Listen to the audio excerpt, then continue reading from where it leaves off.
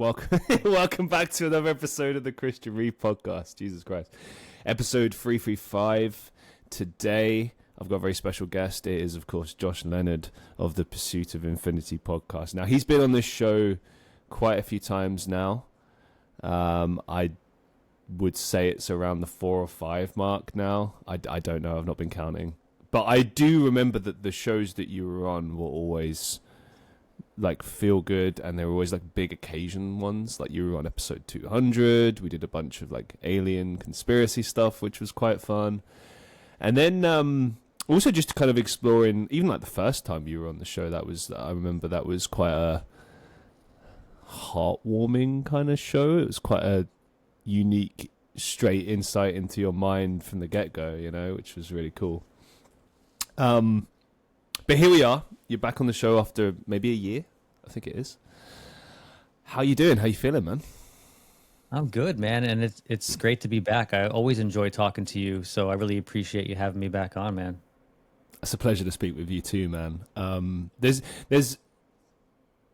Obviously, you know, you do a podcast, the Pursuit of Infinity podcast. I know that you do like the show with your brother, but then you also kind of have guests occasionally, and it's like, you know, guests, I think what I've learned over the years is that you can have a conversation with anyone so long as they're willing to have a conversation. But having repeat guests indicates that, like, you've got like a bit of rapport, you know. I see it in much the same way as just like if you're going out with a friend that you find quite interesting, you know it's going to be a good night. It's the same kind of thing. It's like, all right, cool. Let's see where we can take this. Let's see where this is going to go. But I also kind of, side note, this is just podcast speak, but I was editing old shows and I started doing clips again. I embraced AI, even though I've been combating it for years. But more as I kind of used it as like an editor assistant kind of thing. And it's been invaluable, to be honest with you. And, you know, I was throwing up old clips as well as new clips. And that's when I kind of came across the stuff we'd done in the past. And I was like, damn, yeah, it's been a while since Josh was on the show. Like, we should do that again. Like, I want to feel that way again. You know? It's so overdue. Have you dabbled with any AI stuff with podcasts or just in general? A little bit. I've used it just to help with like wording certain things, like when I record intros and stuff like that. If I want to get a certain idea across and I don't know exactly how to say it, I'll throw it into a chatbot or something. But I haven't used it so much in the like actual content creation aspect, or even like the art aspect. I was like looking to try to maybe redo the logo a bit for our podcast, and I was using AI for that, but I just didn't like anything it was spitting out at me. And I kind of I like creating my own art, whereas with AI, it's like, it feels like it's just too easy. And you can almost tell that it's AI when you try to do too much with it. I think kind of the way that you're trying to use it as like an editing tool or as just like an assistant is a better way to do it than just like straight up, this is the art spit out directly by AI and just like posting it. Yeah, So I don't know if it's because I'm an artist or if it's just my own personal opinion, but I kind of agree. Like that, whenever you try and use it for something like that, like for example, I for a hot minute I was in a band recently, and you know they were throwing ideas about band logos, and they look cool, but like something about it just was off to me. It's like, well, this wasn't made by a person, so it just lacks soul. And I didn't say that. I just was like, yeah, that's cool, and then whatever. But if it's my own thing, I feel like enhancement is useful with AI, and that's, you know, it sounds like we're kind of using it for the same sort of thing. Like, it's like, okay, let's say I just go into a show and I don't know what to say. I don't know what to do. And it does happen sometimes. You get shows like that where, I don't know, you just can't find anything online about this person, or you're just stuck for questions. You don't really, you need like a starting point. It's great for that. And often if it's really good, I'll use everything, but often it's just like tweaking or taking a few ideas here and there. But I feel like with a good podcast, you want to kind of ad lib, really. You know, you have your questions, and that's like your starting point. But you know, we've had it on each other's shows where you just don't even touch the questions because you're just having a good time, and it's flowing naturally. And I do appreciate, obviously, everyone does their show a bit differently. Like some people have a very structured, rigid show, and it's like question after question, just hitting your marks. But I always wanted my show to be just kind of like a relaxed conversation that was heavily prepared. You know, just like, yeah, it feels like I've just not bothered, but actually, you have no idea. Like, there's so much. I completely agree, man. I completely agree.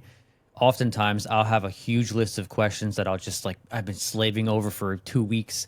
And then I hit the very first one because I like to try to, I find that the first question with a guest, especially someone that you haven't talked to ever, is usually the hardest one to come up with. Like, how do you launch the conversation? How do you begin? So a lot of times that's the one that I'll plan and like I'll use that one, and then that's the only question I'll get to. The rest of it is just all ad-libbed.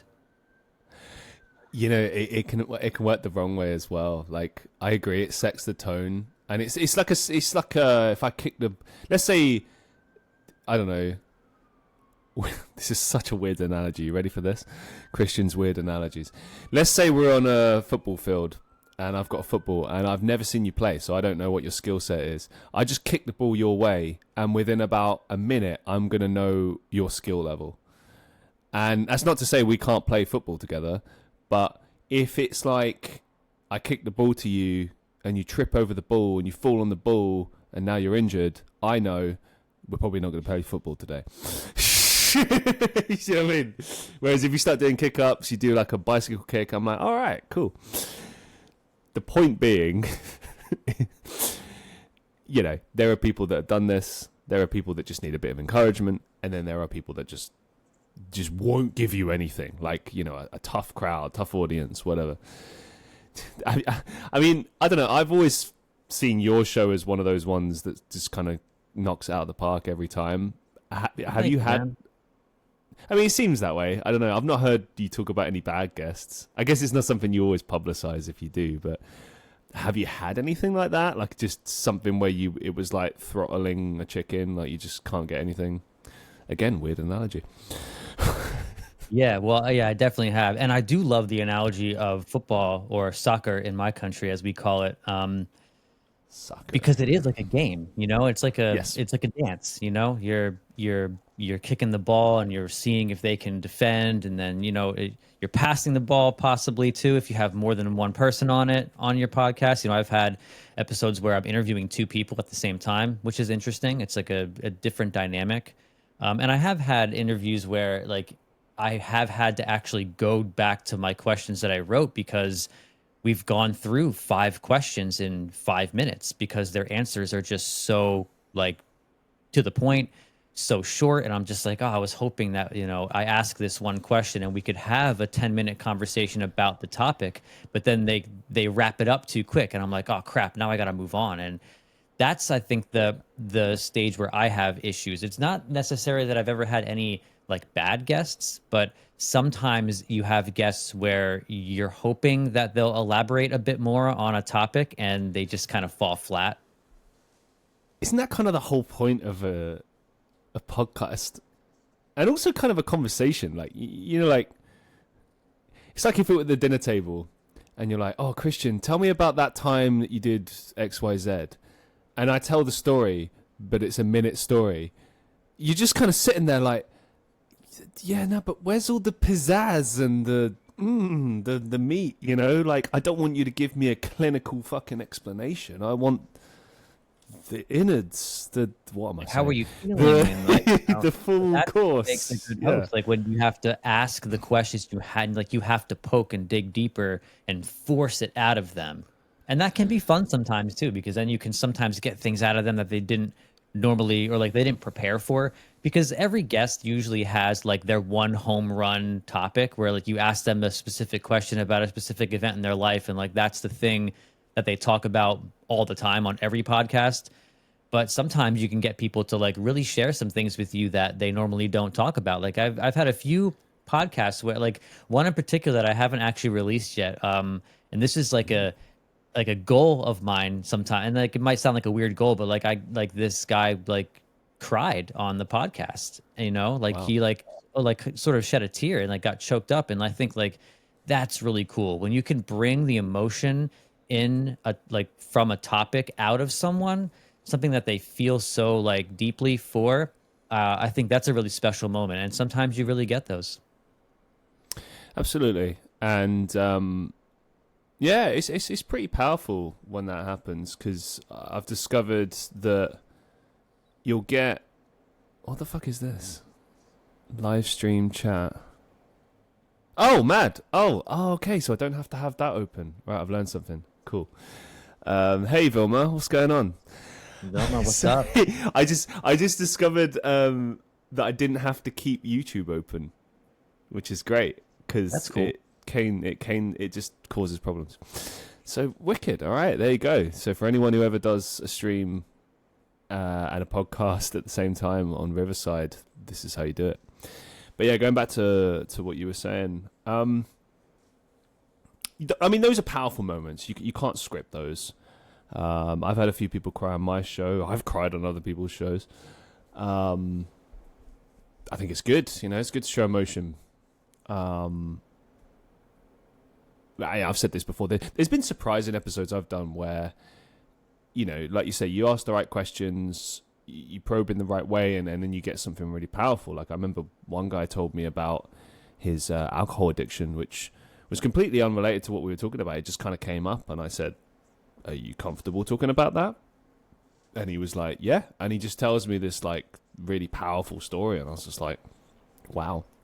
And this was quite early on in the podcast. Like, I'd say the first year of the show, I was really trying to kind of figure out what this is, you know.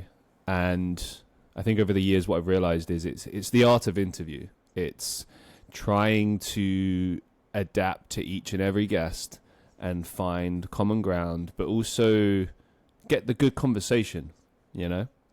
But I will say, going back to what you said before about pushing till you get or asking the right questions, I don't think it's all on the host. I'd say it's like 70-30.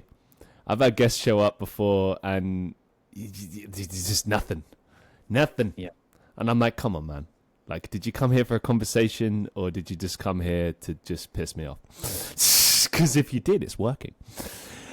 Yeah. No, Like but, that responsibility percentage changes depending on who the guest is, for sure. I mean, don't get me wrong. From the guest perspective, like, if the questions suck, the questions suck.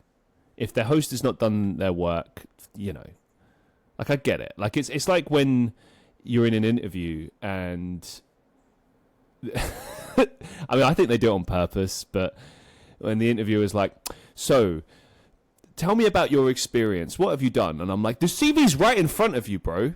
Have you not read it? Like, isn't that the point? You know, I remember one time I was doing a marketing interview because I was thinking about getting back into it. And this guy asked me, oh, sum up your marketing. And I was like, well, which part do you want me to talk about? There's like, I don't know, at that point, like 5 years experience, different fields. I was like, I don't know, pick a part. Like, which part do you want me to expand on? Because it could take me like an hour to talk about my time doing this particular project. And he was just like, oh, just sum it up. And I'm like, and so I do. And like, he was very old fashioned. He just wanted me to just, you know, say the right things at the right times. And I'm like, bro, the world has moved on. Like, this is not, read the CV. Stop wasting my time. Like, do you know what I mean? Ask me something to buzz me. I don't know. And I feel like what you do is more difficult than what I do, because what you're doing is like you're interviewing like every kind of person about every kind of topic. So you have to do like a very specific amount of research in order to, you know, to get yourself well versed in whatever they're doing and who they are. Like for me, a lot of who I interview are people who are interested in like specific topics that our podcast revolves around, like spirituality, psychedelics, and science, like all kind of stuff like that. So if I ever like run out of questions or I don't know what to say, like I can always just kind of reference back to like the interest point, which is the topic at hand. Because it's always the same type of topic. Whereas with you, like you're always interviewing just like the gamut, man, like all kinds of people. Yeah, it is. It's hard sometimes. There are times when I'm like, did I make a mistake by bringing them on? Like, but no, I mean, it's fun. It's a challenge. I mean, if you turn around and say, hey, this is the art of interview, you got to stand up to that challenge and really like throw yourself in. And I don't know. I mean, I think sometimes I'd say more often than not, I'm able to get the best out of people, but yeah, I'm not Superman. Sometimes it's impossible, but like I've always said, if you come willing to have a conversation, we can have a good show, you know? Because I get a lot of people that reach out and they're like, oh, I would come on, but I don't feel I'm interesting enough. And I just think that's just such crap, man. Like, I agree. Like, yeah, everyone's got something to bring to the table, and you know, a lot of the time people don't even know what they have to bring to the table because they just never really thought about it, you know? Like, yeah, I was chatting to my girlfriend on the other day, and I was sort of joking that like one day I'll just have like endless stories for like us and our kids and stuff like that. And then I started thinking about the fact that like there are things you just forget. Like, just a side note, like I've worked like every job you can imagine, and it's getting comical at this point, like how many jobs I've had. But like it's, you know, you forget about things, and then something obviously triggers it in your mind, you know, some random memory or a person or a thing, and then you're like, oh yeah, that thing, and then it's like, you know, 15 other memories come on the top of that, and then it's like, oh, you know, and then it's a whole thing, you know. But yeah, maybe I guess the point I'm trying to make is, I guess it comes from tapping into that. If you sit down and look at your life as a whole, there's a lot that you can unpack, learn from, talk about, and then from there it comes down to just how you tell the story, you know, how you lay it out. I think a lot of the time people kind of think, oh, I'm not interesting, but it's not that they're not interested, they're just maybe not great at laying out their story. And it's like, you can work on that. You can become a good storyteller. You know, it doesn't have to be grandiose. It just has to be like real and, you know, paced, I guess, you know. And from the heart. I think that's the main thing, you know, if you're genuine about the story that you're telling and you're expressing the way you felt in the moment, then it doesn't matter if you're super articulate, if you're, you know, if you've read a million books and you're able to like, you know, and you have this vast vocabulary. It doesn't necessarily matter, because some of the best episodes are like some of the best podcasts. Actually, one of my favorite podcasts, I haven't listened to it in a little while, but I used to listen to it all the time, is the Sean Ryan Show. And he's not like this like insanely smart, articulate guy. Like, he's definitely a smart guy, but his questions are very basic, and that's okay. Because you're, again, like you're trying to extract the like emotional state of the person during whatever moment they're trying to share with you. And I think that's the main focus. Yeah, and you know, I always say to people that, like, for me, one ethos I live by is less is more. You know, you can ask really complex questions or delve into complex matters, but that's not necessarily the mark of a good conversation or even a smart person. Like, I've met, you know, on paper, smart people, and then there's just nothing. There's no substance. There's no, you know, it's just book smart. It's like, yeah, okay, that's impressive. You've committed all this to memory, but what does it mean? What's the significance? You know, I'd argue life experience a lot of the time is worth its weight in gold in comparison to academia. You know, obviously it depends what we're talking about. There are some things that are invaluable to life. Like, if you're like a mathematician, you're literally using the building blocks of existence.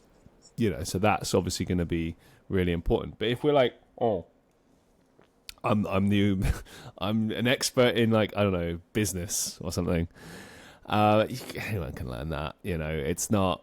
And real business is not study. It's about doing. It's about psychology and timing and all these different elements that you learn in life. Yeah, I remember my first marketing job, like nothing I learned at university was in any way used in that job. I had to start from scratch.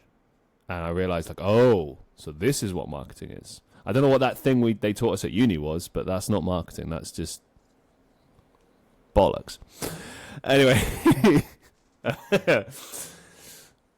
speaking of bollocks, let's talk about spirituality. I'm just kidding. Believe it or not, we've got a topic today. So we were thinking about talking about something, obviously, but I just didn't have any ideas. Like, I could talk to Josh about anything. As you see, we've just talked for about 20 minutes right there. And it's quite, but I didn't know what to talk about because we've already covered quite a lot. What's up, Joseph? How you doing? And then you pitched the idea of spirituality, and I was like, we've kind of skirted that issue a little bit. We've covered a little bit, but we've not done like a sort of a deep dive on it.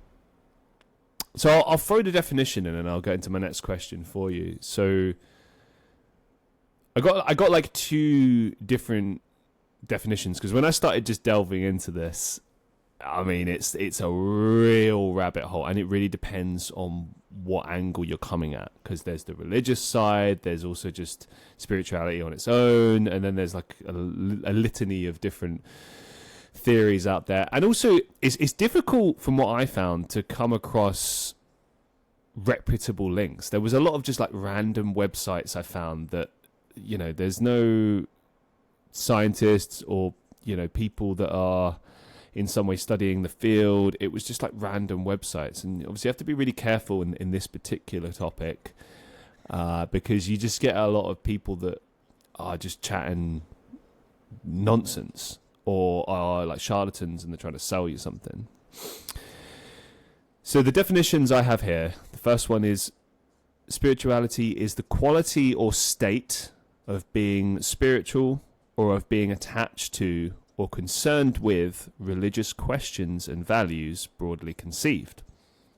The term is also frequently used in a non or even anti-religious sense, interesting, to designate a preoccupation with or capacity for understanding fundamental moral, existential, or metaphysical questions, especially regarding the nature of the self, or soul, or person, depending on what you believe, the meaning of life, the nature of mind or consciousness, and the possibility of immortality. Now that one comes from Britannica.com.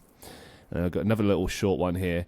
Spirituality is a broad concept with room for many perspectives.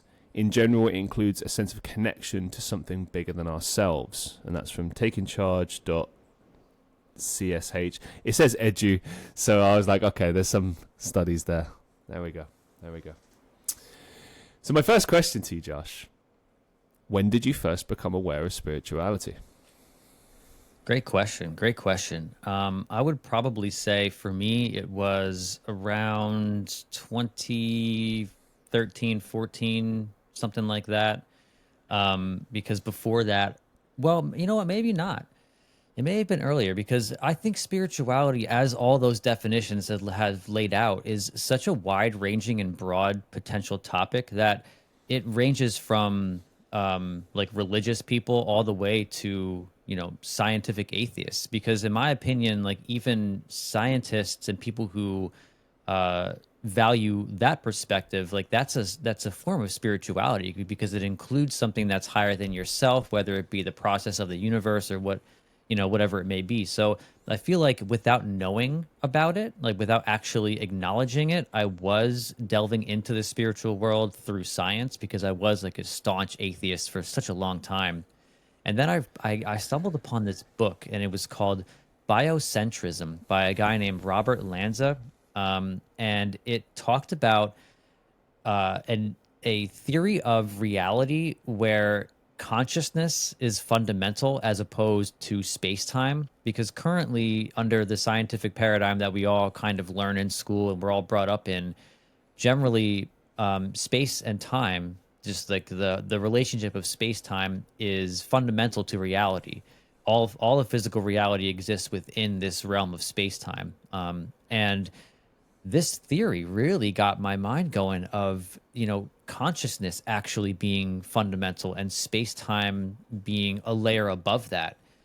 And that really catapulted my spiritual thought processes. And, that led me to sort of the spiritual philosophies of the East and some of the more odd spiritual philosophies, where consciousness is fundamental, and they talk about the soul and the spirit and that type of thing.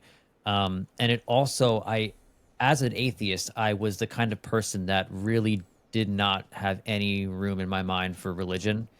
And it got me to soften that up a bit, enough to the point where like now, like I really respect religions, and I understand, like what they're pointing to. We can get into that too if you'd like. But yeah, my spiritual journey, I feel like now looking back on it, maybe it started when I was a baby and it just continued all up until now. And I just didn't know it until I knew it. Yeah, there's a little bit to unpack there. I think with the religious side of things, you can't talk about spirituality without talking about religion. They kind of come hand in hand. For myself, just like you, atheist for many years, I would say I sit agnostic now, because like yourself, I've seen in religion elements that I like, respect, etc. I don't like organized religion as a concept. I'll just say that now. It freaks me out. I like the positive things it can give people on an individual basis, the power to like, believe in oneself, to keep going, to push through hard times. Structure, sometimes it can save people from themselves. There's a lot of positives to it, but there's also a lot of negatives. And I always point my finger more at like people rather than the concept itself, because it isn't inherently bad or evil. It's all about the direction people take things in. Sometimes it can be really positive, sometimes really negative. Like I worked an event the other day, and it was for a charity. I think I wouldn't necessarily say they were a Christian charity per se, but there was like music that was being played that was Christian stuff, and clearly a big religious theme in it. I think it was like an American family who'd put money into a trust or something, and then it'd become like a global foundation or whatever. And that's great, that's fine. But the funny thing I've found over the years is it's always like whenever I'm dealing with like really difficult clients, like awful clients, a lot of them are charities. It's like just some of the worst people work for charities, honestly, like really horrible people. Not everyone, there's some really good people out there. And the same is true in organized religion. Like you get a lot of people who, quite frankly, are not good people. They preach at you about how you should be living and what you should or shouldn't be doing. And I always kind of looked at that like hypocrisy, like, practice what you preach. You're going to tell me I'm a bad person, and then look at how you're treating people. I'm pretty sure in your book or your religion, it doesn't say anything about like, disrespecting people, looking down on people, and so on and so forth.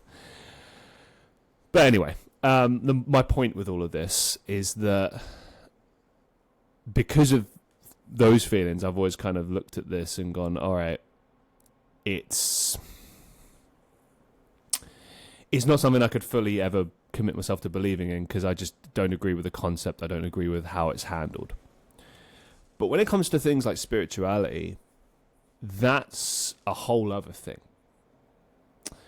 We spoke about it when we were talking about near-death experiences, that that kind of came from all around the world, and naturally there would have been a lot of like religious experiences as well, and they all kind of followed the same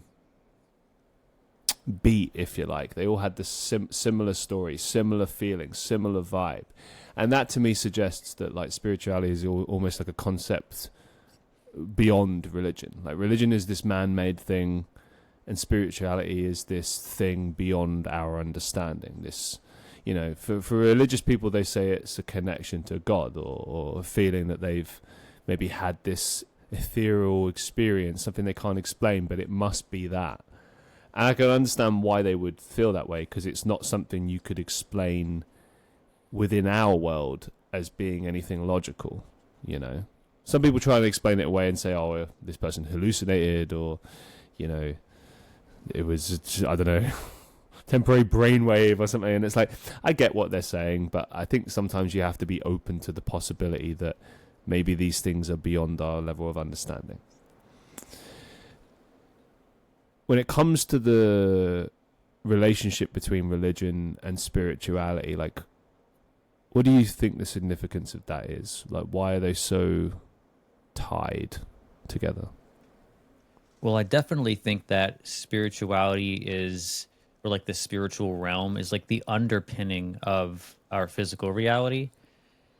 I think it's more foundational than physical reality is. And what religion seems to me to be is the human endeavor of trying to map out the spiritual realm. And with any human endeavor, there are many errors involved.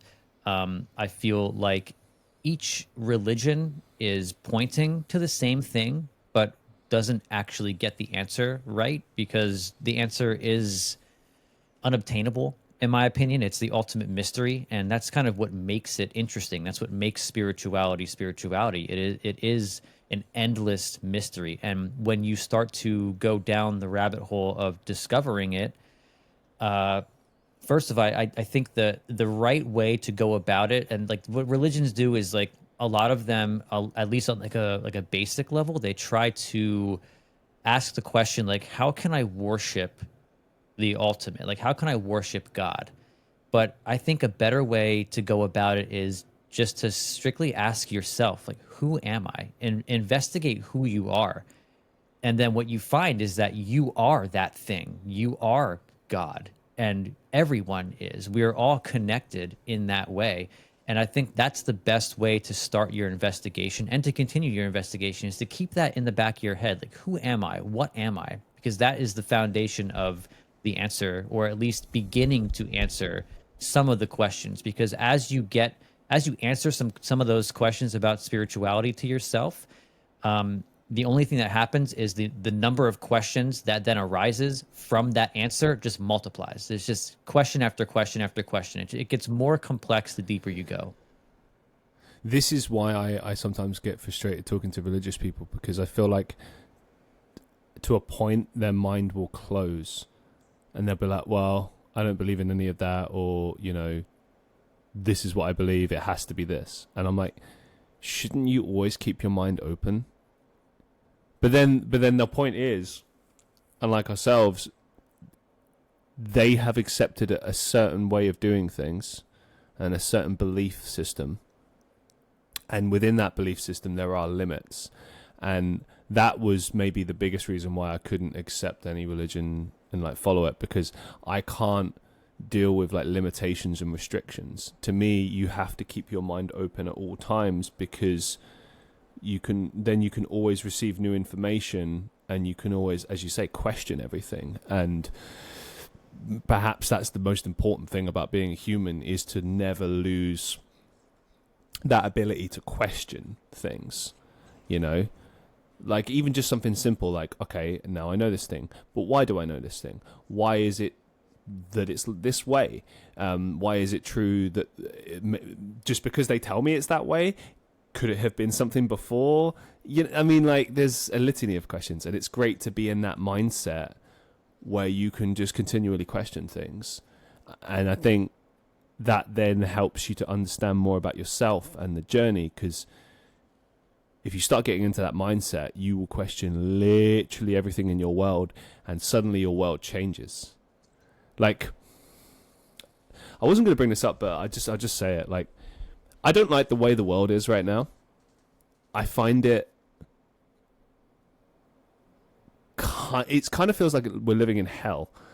I'm not saying the world has always been perfect by any means, but when I look at like people's behavior, the lack of compassion in society, all the things that like when we were younger were there, I like missing. And you could argue that's generational differences, and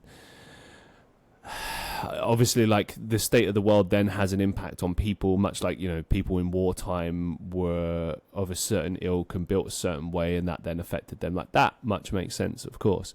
But we've gotten to a point now where it's almost like a lot of the time the world is devoid of compassion and people are just attacking each other, and it just doesn't feel very safe or comfortable, or like a world that I even really recognize anymore. And I'm not saying that everyone is like that. Like, if anything, that makes you appreciate the people that aren't like that. Like, you know, makes you appreciate good people, good times, good experiences. But I feel like a lot of the time it's like you're trying to search for those moments that feel like beautiful, that feel, I don't know, to my mind, like normal. And everywhere you go, a lot of the time, you just don't see it. Like, I don't know if that's just city life or if that's just the times we're living in or whatever. But when I think about, you know, the concept of spirituality and people's belief systems, I'm not saying that like that's necessarily the answer, but I do think that believing in something bigger than yourself, having something to work towards, being in this mindset where you can keep pushing forward and growing, it gives you purpose. And when you have purpose, you have a direction. You can get through a lot of things. You know, like if I take like my life as an example, I'm not in the position I want to be. I've had so many failures over the years, so many setbacks. It's affected me emotionally, physically, in every way you can imagine. And at this point in my life now, the only thing that's really left is to just keep going, to keep seeing where the tunnel leads, you know? But there's this part of me that's like, never give up. That's not an option. And maybe that's stubbornness, or maybe that's a belief in something bigger. I don't know. But I just, when I think about that, it just feels like that can never be the option. Because that would be true defeat, and that would be like almost like a cardinal sin. I don't know. Like it just feels like just it's out of the question.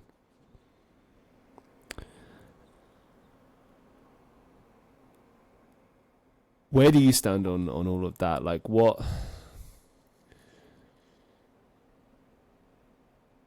drives you, Josh?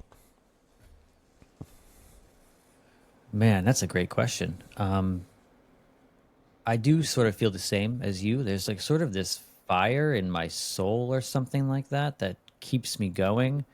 And I think it's like a love of life itself. And a lot of it is gratitude. When I wake up in the morning and I see that the sun is out, I just feel so grateful to be alive. And I just feel so grateful that I get to look up at this beautiful sky that's in front of me, and that I have like my dog and my girlfriend and like, you know, all the people in my life and things like that. When I start to get caught up in thinking of myself as a failure, that just sort of, it brings it back, you know, to gratitude. And I think the spiritual experiences that I've had are where that is grounded from. Because I was at a point before I had any sort of spiritual inclination where, again, like the atheism breeds nihilism to a degree. Nihilism just sort of manifesting itself as you looking at the world as if nothing matters and there's no meaning, and I've already achieved everything that I'm capable of and I'm worthless, and, you know, this like weird like mechanistic judgment of yourself based upon like the rules of the societal game or something, you know?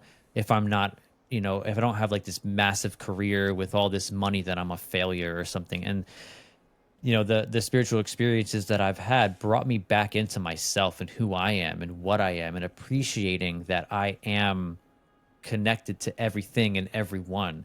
And I can go outside and I can look at a tree and I can say, like, it might sound weird, but I can say, like, that tree is me, you know, like we are all just like manifestations of, you know, the universal intelligence of creation or something. You know, a scientist would say their phrase for this is, we're all made of stardust. We're all made of the same stuff. And there's different ways to say it. Science will say it one way, religion will say it another, my flavor of spirituality will say it another way. But I think it comes down to, you know, to gratitude. And I would like to go back to something that you said before, where you said, you know, people sort of like, we feel like we know already. We like know everything or something, you know, like we have answers. Like religion likes to claim that they know, they have the answer. And if you don't know what they know, then you're wrong. And I like to ask myself, like, what does it even mean to know? Because I don't feel like you can know spirituality. You can only be it. And there are different methods of being it. And I think that's when you truly can get a grasp to begin to understand what it is, when you can be it through spiritual practice. Well, let's explore that a little bit. I mean, I've always thought it was more of a belief system. You're saying it's something you can be. So what does it mean to be spiritual exactly? Well, I think that depending on your preferred flavor, you know, that's definitely going to change. There are, I think spiritual practice is just the basic undertone of like what you would need to do. Some people, they go to the ashram in India and they meditate there for months and months, and they only eat rice, and, you know, they do their thing and they sweep up the ashram until they've touched God. You know, for me, uh, I like to take psychedelics, and to me that brings me to the experience of God. It almost puts you in the room with God, so you feel it, you become it. That's sort of the essence of meditation. When you meditate deeply enough, you start to merge with and become the thing that exists beyond your physical reality, whether you consider that your soul or consciousness itself.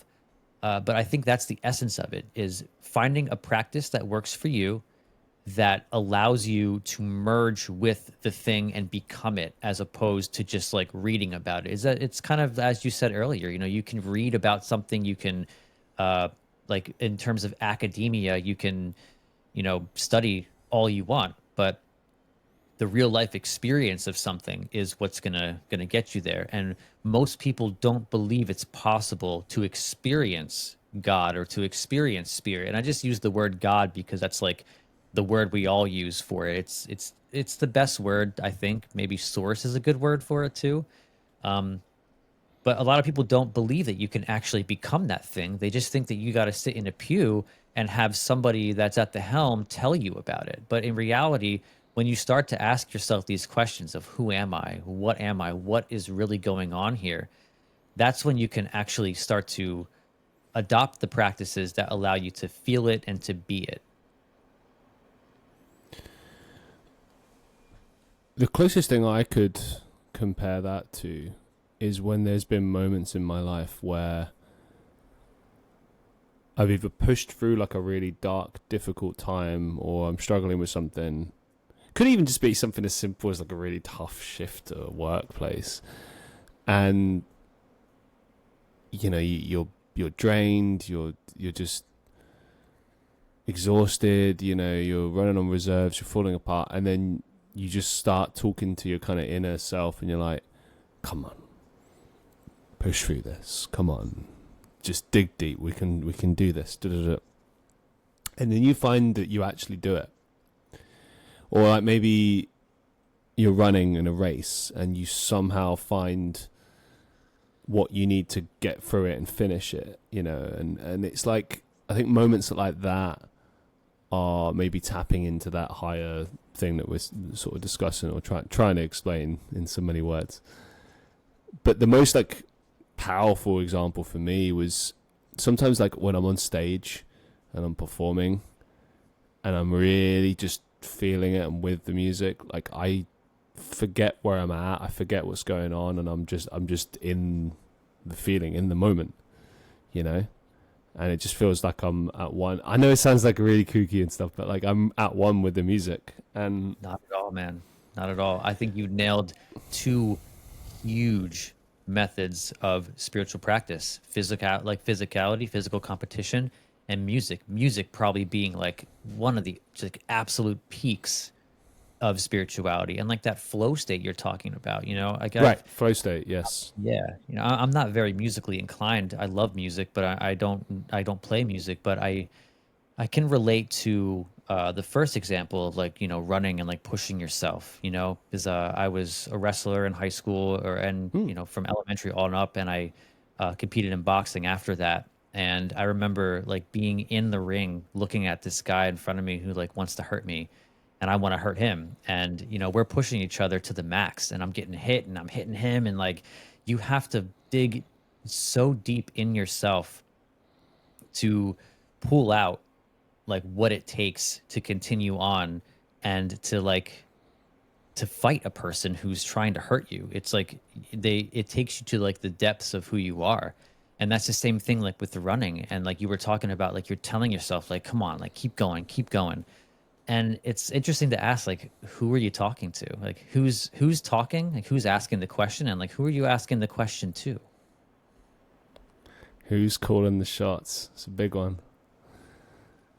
Yeah, because there's lots of theories, isn't there? There's like, oh, it's like The Sims and someone's controlling us, or oh, it's all predetermined and we decided this in the clouds, or other people are like, it's in the moment, One thing I wanted to comment on that you said earlier, right at the sort of beginning, was about like space-time and our understanding of it. So, I'm a nerd. Sorry. I was rewatching Star Trek recently, and I'm still I think I'm like 2-3 seasons in. I love Next Gen. It's probably my favorite. They had a lot of pretty out there episodes, but some of them really delved into belief systems and understandings about space and time. And there's one in particular that I thought kind of fits in quite well with our conversation. So they come across this guy called the Traveler, and basically Wesley, this younger impressionable kid, like starts taking an interest in him, and he's described as being like quite a really, really smart boy, picks things up way too quickly. He ends up being like sort of a semi part of the crew, or they call him like an acting ensign, but he's like constantly working on engineering stuff and like flying the ship, stuff like that. So, he's part of the crew. Anyway, he is talking to the Traveler, and the Traveler is kind of in disguise. He's like pretending to be this assistant, but actually he's running the show. He's like using it as a method of traveling, but not in the traditional sense. And he starts like, the best way I can describe it is like phasing in and out of reality. And they have a dialogue at one point where Wesley kind of says to him like, oh, is it because, space and time and everything is not as we think it to be, and it's actually like this? And the Traveler's like, whoa, you shouldn't know that yet. What? Like, how do you know this? And it wraps up with them saying like, look, this is a special boy, keep this to yourself, but push him in the right direction. One day he'll be ready for XYZ. Anyway, the thing that I took away from that episode is that concept of how we understand space and time. So, to have fun with it, what if I told you that the past, the future, the present don't exist, and they've all either happened at the same time or are not happening, or, this idea of time itself that we have just is non-existent. So, like, in a technical sense, you could traverse between them, but it's not in the way that we think it is. It's not like the old movies like Back to the Future where you could just go back and forth. Like, you could travel. You could do it. But not in the way you think. That brings about 1,500 other questions. And I think it really comes down to what we actually are. As human beings, it's an experience, but this is not what we are. I don't think this is just a form of existence. I'm not sure entirely what the purpose is, though. To me, being a human at this stage feels very primitive. I feel like it's quite frustrating to watch, really, because we're at the precipice of huge things, but if you compare it to like all the movies you've ever seen over the years, it's like we've chosen all of like the bad outcomes rather than like the good ones. It's like, yeah, let's just destroy ourselves and fight over bits of mud and, you know, let computers take over, and like that's great. And I'm like, but why? What's the end goal here? Like, sure, it would just be us dying out, really, realistically. But then that suggests a deeper point. Like, if that's the case, if those that run the world want things to go that way, then that suggests that they know something that we don't. And this obviously delves into conspiracy, but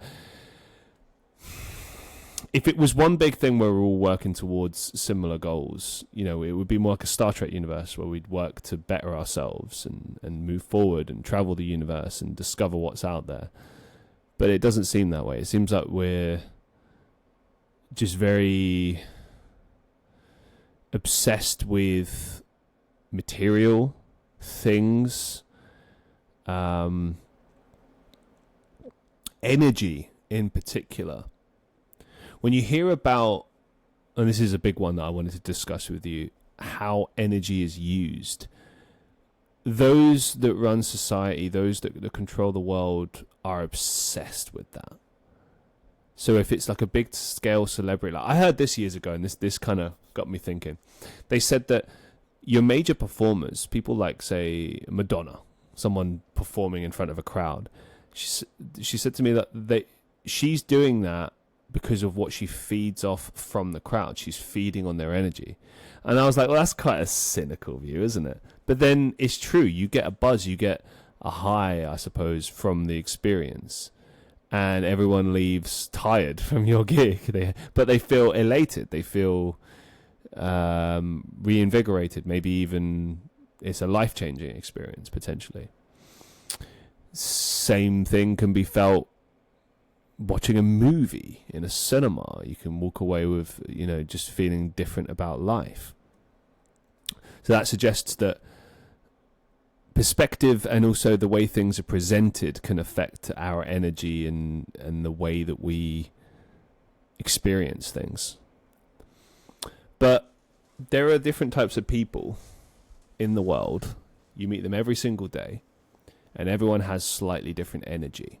So, like, I've struggled a lot in life. I've had, I don't know, I've lost count of how many difficult times, difficult experiences. And I would say the last year of my life has been the most challenging for quite some time. And you do eventually get into this headspace where you're like, is this karmic justice? I mean, do I deserve this? Like, where is this headed? What's going on? Like, will it ever end? And I started finding myself asking those sorts of questions. And, you know, I started looking into some of the stuff that was coming across my path, like just stuff I'd see online and whatnot. And something that was really interesting that I saw said something along the lines of, maybe if you're going through a lot of tough things in life, it's building you up to be this strong person that the world needs. Like, they need that strong person who can deal with XYZ, you know, situation.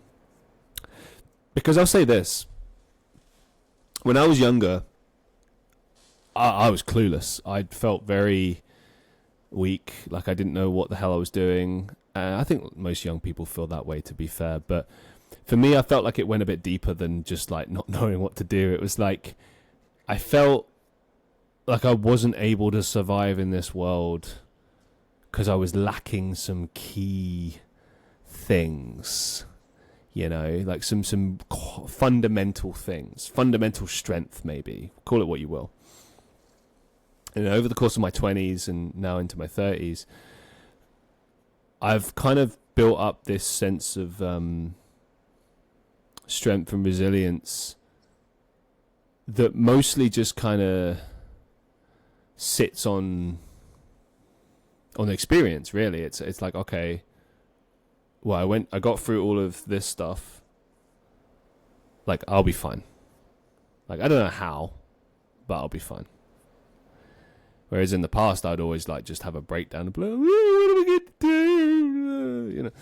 But like now, it's like the GTA meme, like, oh shit, here we go again. Like, it's that crap. Absolutely. But like I can always deal with it, and that's new. That wasn't like that before. And I think that, I guess my point with this is that comes from experience and a level of strength that you have to build to.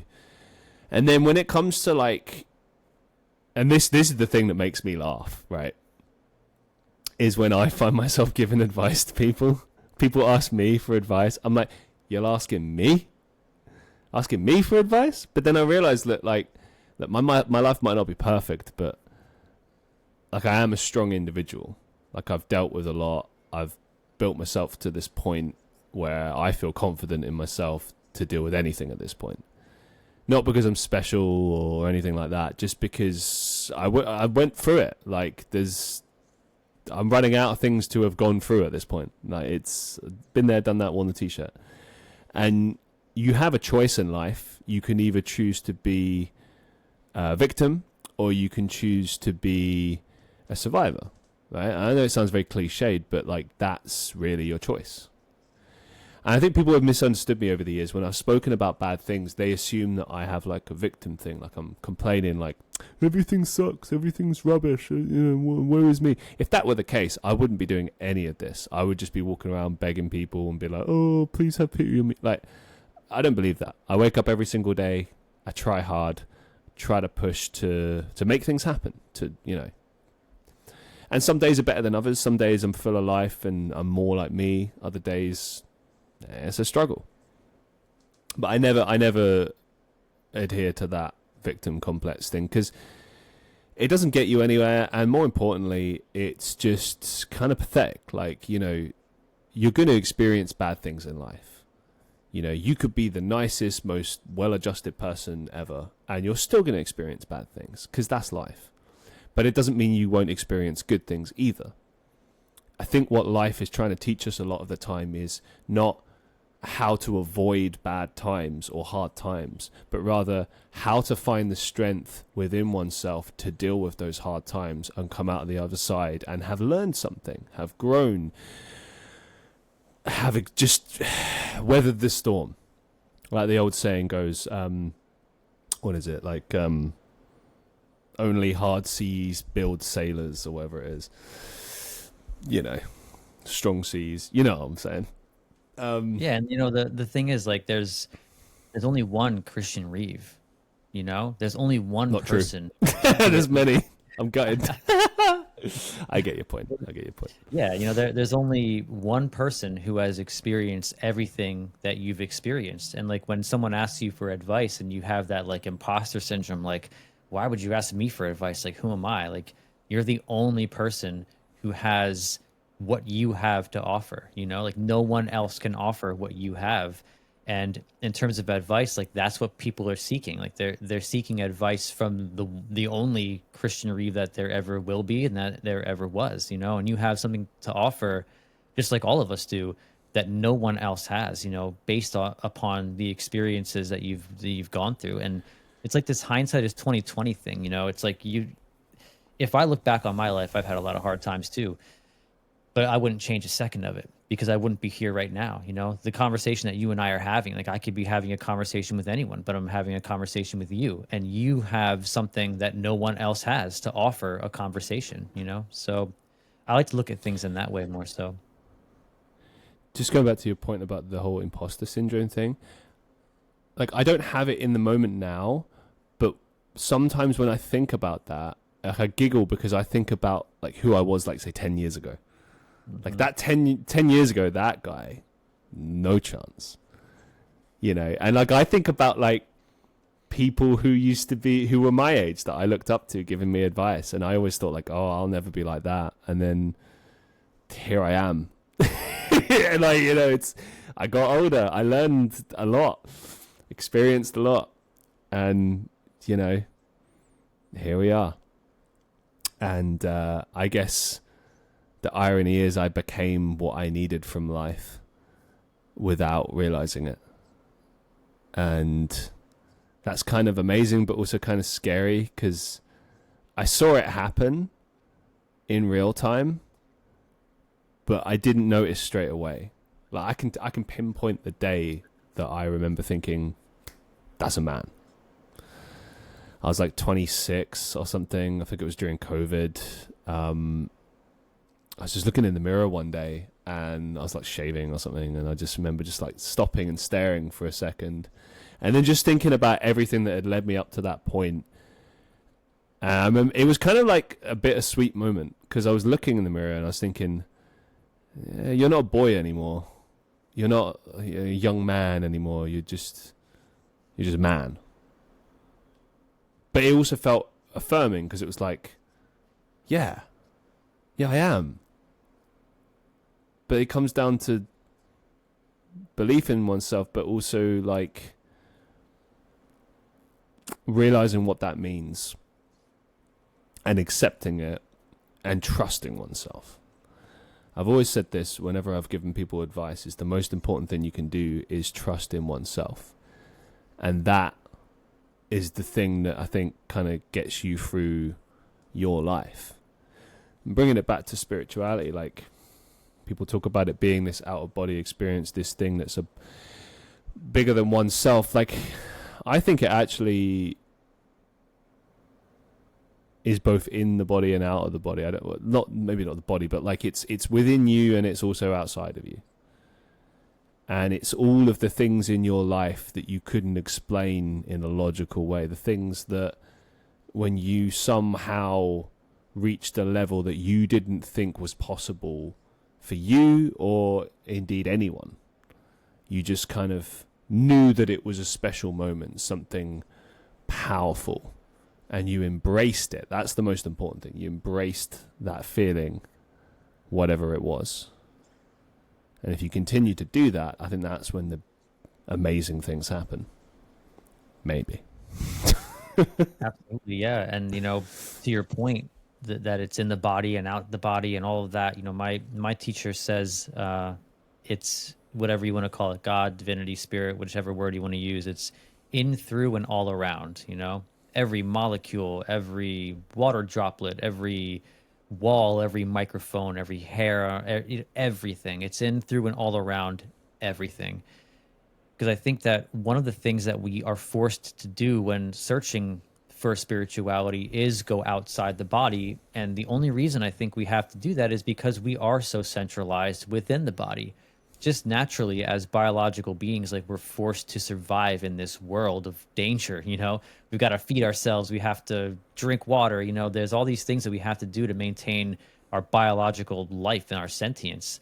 And that forces us to look externally outside of the body to verify something that exists beyond us, even though it does exist within us as well. It is us. You know, that's why I say that, like, I think everyone's true nature is peace, because I do believe that, you know, divinity or God, whatever you want to call it, is just in, through, and all around everything. And it exists. It's within us. We're part of it. What's the significance of the soul? Man, what a deep question. The significance of the soul. It changes for me depending on like the day, you know, like depending on whether or not I feel like I want to believe in Okay, Hinduism. what's Sunday's soul then? The day of rest. If I want to put on my Christian hat, but I don't know. To me, like right now I feel like the significance of the soul is like, the way I like to look at it is like consciousness being fundamental. What our soul is like a piece of the collective consciousness or the collective unconscious that learns through the biological being and the experiences that we have. And I think that what our soul learns, what nourishes our soul, are all of the things in life that produce love. And I feel like what happens then is what, our soul consumes all of that love and learns from it. And then it ascends after we die to the collective, and then it adds to the collective consciousness. And that's sort of the sole goal, is to manifest and experience love and then add that to the collective consciousness. And that piece of our consciousness, then if you believe in the reincarnation hypothesis, which does seem kind of cool to me, I like it. It's a cool flavor to me. I tend to kind of believe in that. And, that piece of your soul then will incarnate into another life and do it all over again. Because I do think that the meaning of life is to learn and to explore and to understand. Do you think we ever truly die, or does the soul simply traverse across existences? Man, this is one of those like paradoxes, because the person that I am, like when I die, I believe that me, Josh Leonard, my personality, who I think I am, who I define myself as, will die utterly and completely. But there is something deeper, like that deeper I am, my higher self, whatever you want to call it, the witness, the person that you're talking to when you're talking to yourself or something. I think that the soul does go on, but I think it forgets who it was when it was in me and the person I define myself as. And then in my next incarnation, my soul's next incarnation, I'll be defining myself as whoever that is, and then that person will die.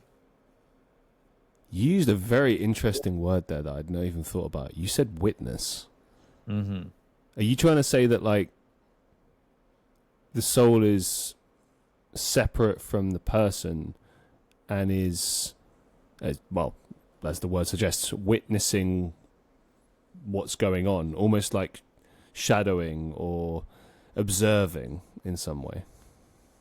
In a way, yes. I think that we understand the soul by separating it from who we are, because that's how we understand everything. If you think about science in any way, we separate ourselves from what we're observing, observe the patterns within it, put it back together, and then we think we have, ownership over it because we understand it, quote unquote. And I think that's how we understand the soul too. Like the only way to analytically think about it is to separate it from ourselves. But in reality, I don't necessarily believe that it is separate. Again, it sounds like a cop out, but I always use the word paradox because I think a lot of things are and aren't at the same time. So I think it is separate from us, but also not at the same time, if that makes sense. I mean, I completely agree with what you were saying about the idea that like any human element, this person that we've created on Earth, it definitely dies, because it wouldn't be useful. Like, how is my experiences in, like, I don't know, customer service, marketing, music, or whatever going to be useful within the context of the universe? Like, it's just not. But then that's why they talk about soul work, isn't it? They talk about the things that you do on this planet while you're here versus the little life you've made for yourself. Like, I don't for a minute sit here and think that like anything I do is important within the deeper context of life, but I do recognize the importance of what it means to work towards things, to have a sense of purpose, to work on the things that you're passionate about. And for example, like, I write and create music because I love to perform music. I love how music makes me feel. I love how music makes other people feel. I love the experience that we get from like just listening to something. Like, I can't tell you how many times I listen to like Pink Floyd's Shine On You Crazy Diamond. Like, I've heard that like a million times, and I feel the same way every single time about it. It feels like an out-of-body experience. It changes my perception of reality almost. And it's just a song that some dudes wrote in the 70s. But they managed to capture this feeling that you can't put into words. It's just like an amazing feeling. And I've always wanted to do that with music, to just make people feel. you know? And then I look at like other things, like I want to make a career out of this, but I don't care about money or fame or anything. I care about doing this because I want to wake up every day and do the thing I love. To me, it makes sense to make that your life, because you're going to get the most out of your life. You're going to tap into the very things that make you you. And when you find yourself hating your life, it's because you're not doing what you enjoy. Like when I do like customer service stuff, like I do my best. You know, I do a lot of bartending work. I take a bit of pride in like how I present things, but it doesn't fulfill me. It's just like I'm a creative, so I have a good work ethic. So like I pour myself into it in that sense, but like I don't wake up in the morning and get excited about the fact that I'm going to be doing that for like 9 hours. Like, but if you said, hey, Christian, you got to spend 9 hours talking to Josh, I'll be like, let's go. I'll talk all day, baby. Like, you know, like I'll get something from that. I'll be excited about that. And that's the difference. When you talk about the wider significance of that, again, I think it's what you get from it, what you give to others, you know, how much you give to the world. You know, if you did become rich, surely it should be about how much you give and not how much you get, I feel.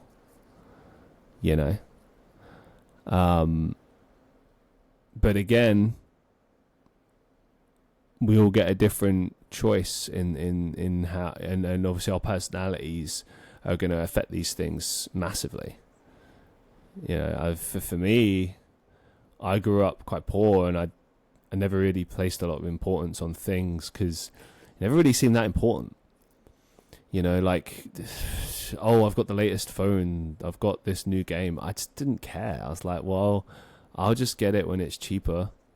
I'll still have the same experience as you. I just won't pay full price. And I don't really get anything out of like, I have this new thing. Do you have the new thing? Because like every time someone had the new thing, like 2 weeks later, someone's got the new thing. And now the new thing is now the old thing. And just seemed pointless, you know. It just seemed, I mean, I guess that's the whole point of materialism, but it just doesn't,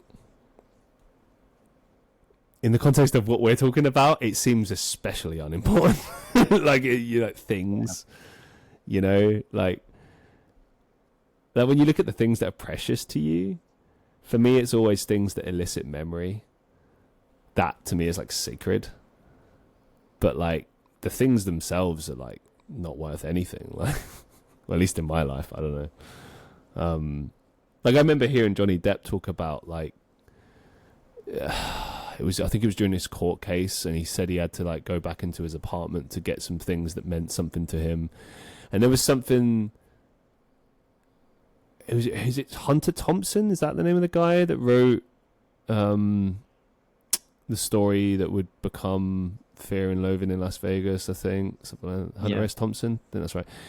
So he'd met him, and apparently he'd made quite an impression on Johnny, and he was quite a young man at the time when he was talking to him and learning from him, and there was something that he gifted him, and he saw that as really important and wanted to get that thing because it was a connection to that man who's obviously no longer with us.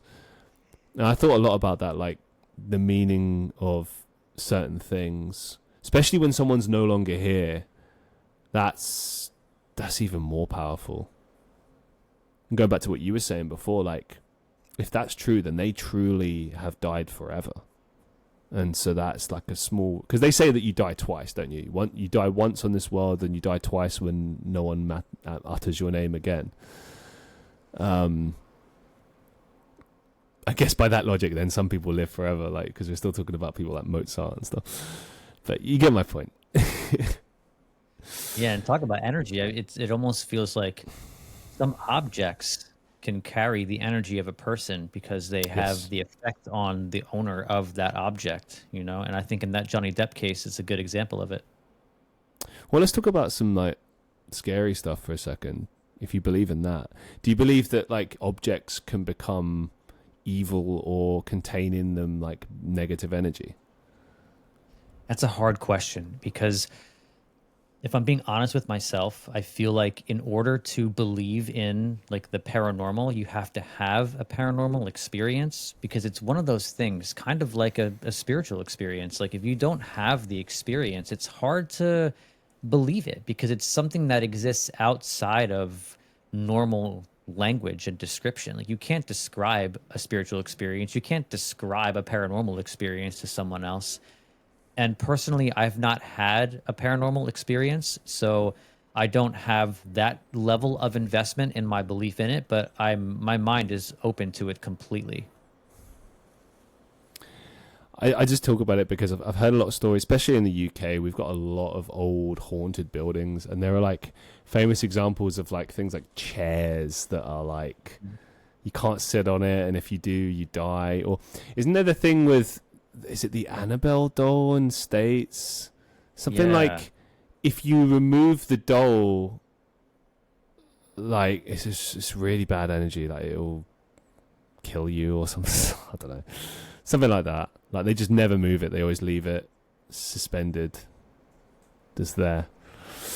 But, yeah, I don't know. I believe in that. I try not to like, I try to avoid that stuff, but I think one day I'll probably will delve into it and Yeah, like I won't mess with a Ouija board because I respect no, hell no. the possibilities, you know? Like I have, I guess what I could say is I have respect for the things and the objects that people would claim to be haunted or whatever. I won't go into a house that's haunted. Like I respect that realm, even though I haven't experienced it. I think with things like a Ouija board, it's almost like mocking the dead. Because if you go into like a home and there's bad energy, all that will happen is it will try and get rid of you. You know? Whereas a Ouija board, it's like you're mocking the dead. You're playing with the dead. You know? I don't know. Just seems... Like disrespect. Just seems like a not... Yeah, but also just like a not smart thing to do. Like once, one person years ago told me when I was living in Europe, they were a psychic, and they said the way it works is like once you open yourself to that, it's almost impossible to close yourself to it. You open up things. She said that she was constantly having conversations with people who were dead, and she said that like it was as though she was being harassed by the dead.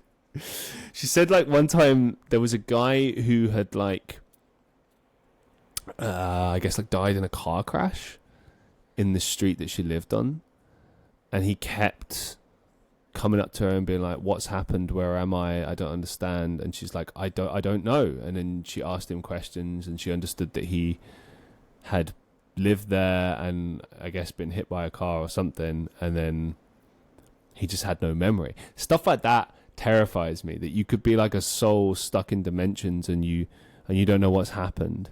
But that kind of speaks to what you were saying before, because if that's true, would that then mean that your soul gets trapped but your soul doesn't have any memory because you've died? Do you see what I mean? Yeah. So the witness, as you like, put it, gets stuck. Yeah. Or like it's even like it could be stuck and it's like holding on to the darkness of the situation that got it stuck. Like that's a scary thing to think about too. Maybe that's what purgatory is. It's like souls that can't escape because they've become detached, but are holding on, as you put it, but they don't understand why they're holding on. Perhaps. Like that unfinished business concept. Well, you know? yeah, but like deeper than that though. Like, yeah, because I think it happens for different reasons. Like in media, they always say that it's like a lot of the time injustices or tragedies, stuff like that. You know, like a child dies in a I don't know, drowns or something, and then the ghost forever like haunts the place. You know, or like some people describe ghosts as being like echoes of what has been. Like there's a place in Manchester called Lock 91, which is like a bar above Locks, but it's like a really old building. And there was a girl I was talking to who was running me through like everything that happens there on a regular basis. There's a really striking room right at the top that has like an unbelievable amount of taxidermy. I hate taxidermy. For those who don't know what it is, stuffed animals, stuffed dead animals, and the saddest one was little chicks, little ducks. That was really sad. Yeah. Yeah. But basically, the energy feels off because there's all these dead animals. It just feels like, And she was explaining that, like, she said there was like an innkeeper type dude that would walk around, and you could hear him whistling and his keys rattling. There was a little boy apparently that would run around, and a mother or something. But the scariest one was she was like in the bathroom, and there was this constant banging on the door, and she couldn't like open the door because of this, just the sheer weight of it, but also just the endless banging, and there was no one in the building apart from her. Like one guy downstairs, apparently. And like I respect that type of stuff. I don't like to mess with anything because like honestly, I don't want to have a paranormal experience. You know, I seek out spiritual experiences, but I don't want to have a scary paranormal experience, man. It's just not up my alley. Here's an interesting question. How about the idea of a small part of a soul has remained in that place, but the rest of the soul has moved on? So we kind of touched on it a little bit, but I guess this is sort of saying like soul fragments. Could it be possible to split the soul? Almost like the Harry Potter deal. You know, when his soul is like split into different objects. I guess that would be possible. Interesting. Yeah, that's an interesting hypothesis. I mean, I guess it could be possible, you know. But it's like I feel like if some kind of unnaturally tragic event happens, like you said, like if a child drowns, it's just sort of like biologically unnatural for like parents to have to bury their children type of deal. And it's possible that like the trauma that surrounds that type of event could like hold a fragment of the soul of that being there potentially, because we don't really understand like the power of darkness and like the power of tragedy, you know. Again, going back to energy, you know, like the energy that people like give off when they have experienced a tragedy like that, like there's almost no amount of healing that you can get. Well, there is no amount of healing that you can do or get that is going to take that away. So it's almost like this imprint that it leaves on yourself and your soul as a person who experienced it. So I can only imagine it's possible that there could be like an imprint left on reality, you know, and both the physical and the spiritual dimensions in that case. Yeah, I think imprint is a great way of putting it as well. Like, I remember this farm that I lived on years ago in Estonia. It apparently had owners on it previously who had hung themselves. Now, I never really felt presence or anything. I definitely felt uncomfortable in the dark, as most people do. But I do remember, like, in the winter when it was, like, really cold and dark and the wind was blowing, like, I remember just getting an eerie kind of feeling. And again, it wasn't like the woo ghost shit, but it was kind of, you know, I always used to joke that, like, in Estonia, in Europe, like, winter is like everything's dead, right? And literally it is, but you really felt like you were in hibernation because everything's dark. It goes dark at like 3 o'clock in the afternoon or whatever. But like in the most rural places, it really just felt like everything had died. And you really felt it in places like that. I gotta say, you just kind of, there was that feeling that you couldn't really explain exactly, but it was always there. Yeah, and like places where you experience all four seasons, like truly, Yes. you get to like firsthand witness the death of the biosphere and then like the rebirth of it. And I think that does something to you. Like it maybe not negative or positive, but it kind of gives you a broader perspective of like what's happening because you can understand death in a certain way. You know, all the leaves are off the trees. Everything is kind of bare and quiet, and it feels like the death of the biosphere. And then like when spring comes around, you see it start to like begin to spring to life again, and it's like a beautiful thing to be able to witness the cycle of like death and rebirth right in front of your eyes. So we're coming up on 2 hours, man. 2 hours chatting. It flows by, doesn't it? Do you think you'd be up for a second part? Is that Absolutely, man. Yeah. Do you reckon? Yeah. I got a lot of questions for you still, listener questions. I'd keep it going, but I don't know. Like it's a deep dive. It's always a deep dive with you, and it's always a joy. But I'd like to do another part because I think there's more we can delve into with these questions. Potentially other directions we can take this. Yeah, let's do it, man. All right. Thank you so much for joining me, Josh. It's been an absolute pleasure, and I can't wait to get you back on the show, and we'll continue this. To Vilma, thanks for dropping by. Thanks for all your questions. We will address the questions you sent in next time. I'm going to use that as kind of a basing starting point for our next episode. So apologies that I didn't get through to them today, but it's it's like that with us. Like we take the conversation where it needs to go, and you let it flow. And I think that's always the best way with these things. But yeah, once again, massive thank you, Josh. It's been a real pleasure. And yeah, I'll see you all in the next one. God bless.